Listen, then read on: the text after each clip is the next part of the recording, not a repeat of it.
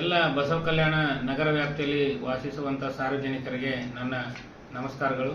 ನಾನು ರಾಜು ಡಿ ಬಣಕರ್ ಅಂತ ಬಸವ ಕಲ್ಯಾಣ ನಗರಸಭೆಯ ಪೌರಾಯುಕ್ತರಾಗಿ ಕೆಲಸ ನಿರ್ವಹಿಸ್ತಾ ಇದ್ದೀನಿ.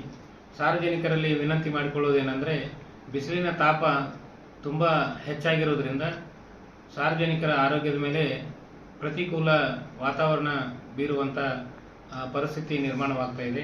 ಆದ ಕಾರಣ ಸಾರ್ವಜನಿಕರು ಬೆಳಗ್ಗೆ 11ರ ನಂತರ ಮತ್ತು ಸಾಯಂಕಾಲ 4ರವರೆಗೆ ಮನೆಯಲ್ಲೇ ಇರಬೇಕು. ತಮ್ಮ ಆರೋಗ್ಯದ ಹಿತದೃಷ್ಟಿಯಿಂದ ತಾವು ತಮ್ಮ ಆರೋಗ್ಯನ ಕಾಪಾಡಿಕೊಳ್ಳೋದಕ್ಕಾಗಿ ಮನೆಯಲ್ಲೇ ಇರಬೇಕು ಅಂತ ನಾವು ಕೇಳ್ಕೊಳ್ತೇವೆ. ಮತ್ತು ಆದಷ್ಟು ಸಾರ್ವಜನಿಕರು ನೀರನ್ನು ಜಾಸ್ತಿ ಕುಡಿಬೇಕು ಮತ್ತು ಹಣ್ಣಿನ ಜ್ಯೂಸನ್ನು ಜಾಸ್ತಿ ಕುಡಿಬೇಕು, ತರಕಾರಿಯನ್ನು ಜಾಸ್ತಿ ಊಟ ಮಾಡಬೇಕು ಮತ್ತು ತೆಳುವಾದ ಮತ್ತು ಸಡಿಲಿಕೆ ಅಂದರೆ ಲೂಸ್ ಇರುವಂಥ ಬಟ್ಟೆಯನ್ನು ಧರಿಸಬೇಕು. ಮನೆಯಲ್ಲಿ ವೃದ್ಧರಾಗಲಿ, ಮಕ್ಕಳಾಗಲಿ ಮತ್ತು ಕೋಮಾರ್ಬಿಡಿಟಿ ಇರುವಂಥ ಯಾರೇ ಒಬ್ಬ ಸಾರ್ವಜನಿಕರಾದರೂ ಕೂಡ ಬಿಸಿಲಿನ ತಾಪಕ್ಕೆ ಹೊರಗೆ ಬರದೇ ಅವರು ತಮ್ಮ ಆರೋಗ್ಯದ ರಕ್ಷಣೆ ಮಾಡ್ಕೊಂಡು ಮನೆಯಲ್ಲೇ ಇರಬೇಕಂತ ಕೇಳ್ಕೊಳ್ತೇನೆ.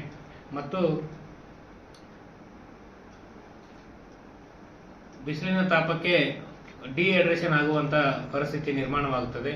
ಡಿಹೈಡ್ರೇಷನ್ ಆಗುವಂಥ ಪರಿಸ್ಥಿತಿ ಯಾವ ರೀತಿ ಆಗ್ತದೆ ಅಂದರೆ, ಮನುಷ್ಯನಿಗೆ ಸುಸ್ತಾಗುವಂಥದ್ದು, ವಾಂತಿ ಬರುವಂಥದ್ದು, ತಲೆ ಸುತ್ತು ಬರುವಂಥದ್ದು ಮತ್ತು ಕೈ ಕಾಲು ನರಗಳ ಸೆಳೆತ ಮತ್ತು ಇತರೆ ಬೇರೆ ಬೇರೆ ಸ್ವಲ್ಪ ಸಮಸ್ಯೆಗಳು ಸ್ವಲ್ಪದಲ್ಲೇ ಕಂಡು ಬಂದಲ್ಲಿ ನೀವುಗಳು ಕೂಡಲೇ ಆಸ್ಪತ್ರೆಗೆ ಚಿಕಿತ್ಸೆಗಾಗಿ ತೋರಿಸ್ಕೊಳ್ಬೇಕಾಗ್ತದೆ. ಈ ವ್ಯವಸ್ಥೆಗಾಗಿ ವಿಶೇಷವಾಗಿ ಸರ್ಕಾರಿ ಆಸ್ಪತ್ರೆಯಲ್ಲಿ ಚಿಕಿತ್ಸೆಯ ವ್ಯವಸ್ಥೆಯನ್ನು ಕೂಡ ಮಾಡಲಾಗಿದೆ. ಸಾರ್ವಜನಿಕರಿಗೆ ಈಗಾಗಲೇ ನಗರಸಭೆಯಿಂದನೂ ಕೂಡ ಎಲ್ಲ ಸಾರ್ವಜನಿಕ ಜನಬೀಡು ಪ್ರದೇಶಗಳಲ್ಲಿ ನಾವು ಕುಡಿಯುವ ನೀರಿನ ವ್ಯವಸ್ಥೆಯನ್ನು ಮಾಡ್ತಾ ಇದ್ದೀವಿ. ಆ ಕುಡಿಯುವ ನೀರಿನ ವ್ಯವಸ್ಥೆಯ ಉಪಯೋಗವನ್ನು ಸಾರ್ವಜನಿಕರು ಪಡೆದುಕೊಳ್ಬೇಕು.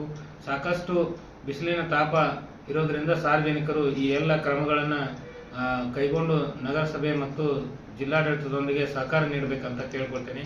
ನಮಸ್ಕಾರ.